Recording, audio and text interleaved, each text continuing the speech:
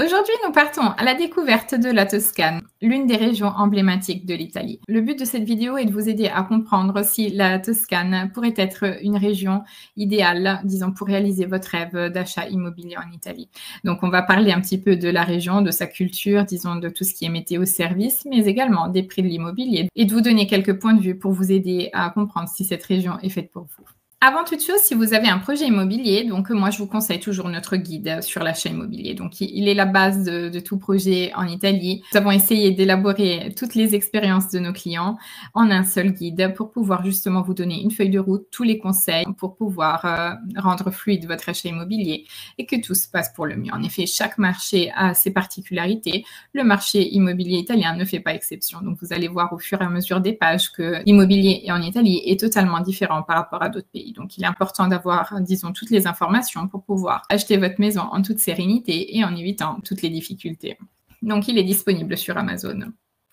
Mais revenons un petit peu à notre Toscane. Donc, voici un petit peu quelques images de cette magnifique région. Si on ferme les yeux, on imagine la Toscane avec les collines généralement, ou alors avec soit la Tour de Pise, soit Florence. Ce sont des villes et des paysages emblématiques. Et on comprend tout de suite avec ces paysages pourquoi elle attire autant de personnes. On va essayer d'en savoir un petit peu plus par contre sur cette région. Donc tout d'abord, moi, si je devais lui donner une définition, je dirais que c'est le cœur culturel et sensoriel de l'Italie. Généralement, quand on me parle d'une région qui mêle un petit peu l'artistique, le bien-être, le rythme doux, je pense à la Toscane parce que c'est une région qui regroupe à elle seule, disons, tous ces points importants. Qui la caractérise au niveau nature déjà, ce sont les collines du Chianti, donc les plages de la Maremma, les thermes de Saturnia, mais il n'y a pas que les thermes de Saturnia, il y en a un petit peu partout des thermes en Toscane. Vous avez aussi celles de San Filippo qui sont gratuites. Vraiment une terre qui se prête généralement très très bien au projet de bien-être. Donc nous on en a plusieurs que l'on accompagne sur cette région. C'est généralement celle auquel on pense quand on a un projet lié, disons, à ces thématiques. C'est le berceau de la Renaissance. Elle abrite un patrimoine artistique et architectural unique au monde. Donc, on a des chefs-d'œuvre à Florence, mais également des villages médiévaux. On a effectivement des endroits iconiques comme le Duomo, par exemple, de Florence, ou le Ponte Vecchio, ou la Tour de Pise, donc qui est souvent un lieu de passage pour de nombreux touristes. C'est une terre d'artisans et d'innovateurs. Donc, c'est clair que la région excelle en tradition. On a le marbre de Carrara, par exemple. On a l'orfèvrerie du Ponte Vecchio, donc qui abrite encore des artisans, et le parfum très très célèbre de Santa Maria Novella. Disons, il y a vraiment de quoi faire. En Italie, on est bien servi au niveau gastronomie. L'un des symboles de la gastronomie de la Toscane est la bistecca alla fiorentina. Et vous avez par exemple tout ce qui est vin, par exemple avec le Chianti, le Brunello di Montalcino, fromage comme le Pecorino, le Cantucci Vinsanto. Donc vous avez vraiment de quoi faire à tous les niveaux. Donc c'est vraiment une région où il fait bon vivre et on mange très bien. Au niveau météo, donc c'est, disons, l'un des points forts. Donc, on a des températures agréables. On a effectivement au printemps les champs de coquelicots qui colorent les collines, la meilleure période pour visiter les villages de la Toscane, faire des randonnées par exemple, profiter des journées ensoleillées. En été, généralement, les villes se remplissent, on a pas mal de demandes sur l'île d'Elbe. Moment idéal pour tout ce qui est sagre, gastronomie, donc pour tout ce qui est événements culturels. En automne, donc il fait encore très doux. C'est un moment idéal pour visiter sans les foules de touristes. Et en hiver, disons, c'est généralement plus doux sur la côte et plus frais dans les zones intérieures. Donc, c'est clair que malgré tout, on a quand même une température agréable tout le long de l'année. Passons maintenant à ce qui nous intéresse, donc au prix de l'immobilier. Donc, vous voyez sur la carte, donc en vert, généralement, on aura les régions les plus économiques. On passe ensuite au jaune. Les oranges et les rouges, généralement, sont celles qui ont un prix de l'immobilier un petit peu plus haut. Donc, on est dans les oranges en Toscane et donc on est dans les tarifs les plus hauts. Il est clair que plus la demande est grande, plus forcément les prix augmentent. Et pour la vente, on est à plus de 2500 € le mètre carré.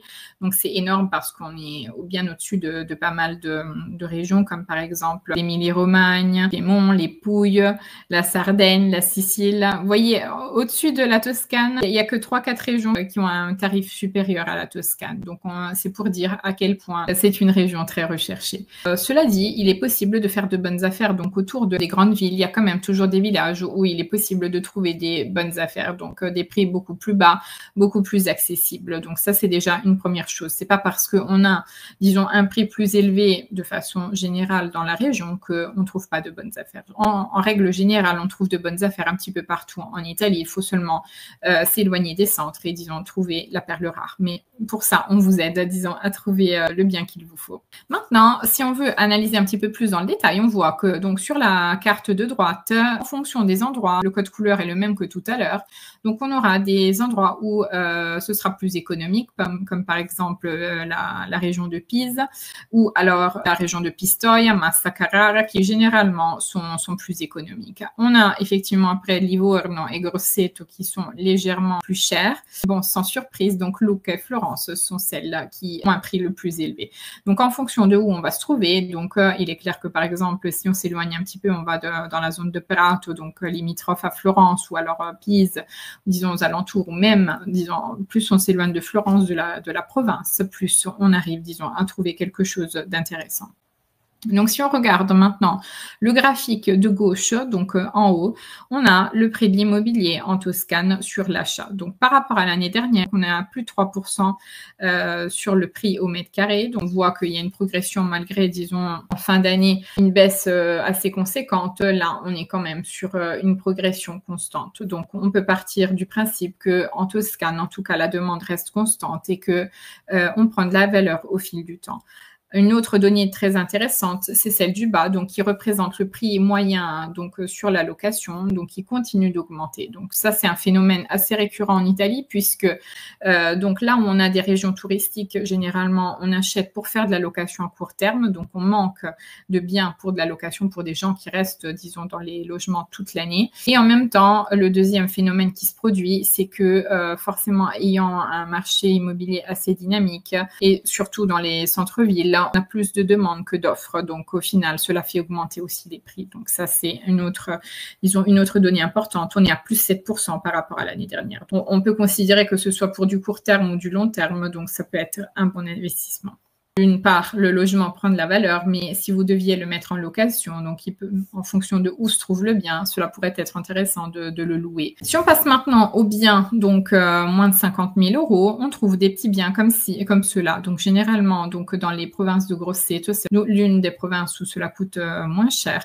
On peut trouver des petites maisons comme celle-ci, donc des petits appartements à rénover. Donc généralement, on trouve quand même quelques petites choses, mais disons, généralement, on se trouve dans des villages et surtout, c'est des biens à rénover. Ça, toujours à prendre en considération. Donc là, on est dans la province de Sienne. On voit qu'on commence à voir quelque chose d'authentique, donc avec vue sur les toits, par exemple, des intérieurs en bois avec des marmres par terre, quelque chose d'assez typique.